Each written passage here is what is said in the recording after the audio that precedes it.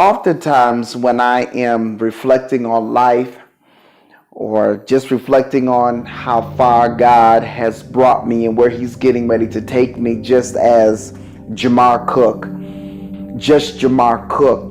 And I just want to just give a little bit about on how my life with the Lord, and just not with my life with the Lord, but how I hear God with my entire life and with my entire being. I don't ever want to make a move without God's voice. I don't ever want to make a decision without His leading, because I understand and I have come to the conclusion and the realization that the creativity of God really paints a real distinctive picture of how beautiful God is. And so a lot of times what I do is I find myself wandering off and taking these strolls along this waterfront, along this beautiful view, because by God being beautiful and by Him being all-knowing, I steal off to a place that relates to who God is, because He's the one, you all, that has created this beautiful scenery.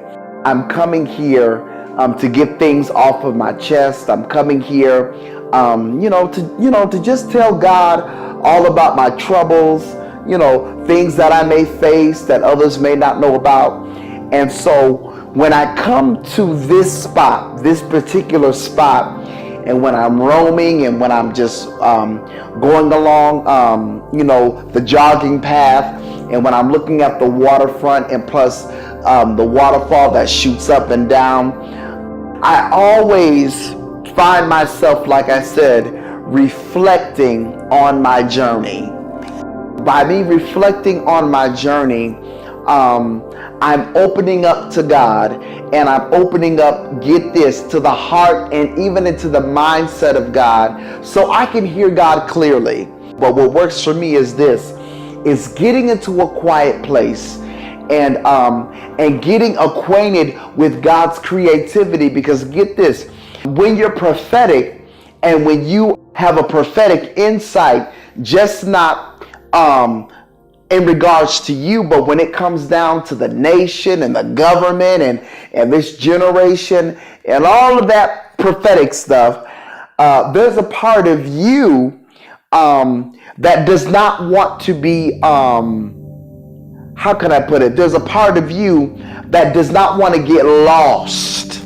We can get so caught up and doing prophetically for the nation and for our generation and even for people, to whereas we'll end up losing ourselves in all of it, because we have not come into the reality of the fact of that we're human too.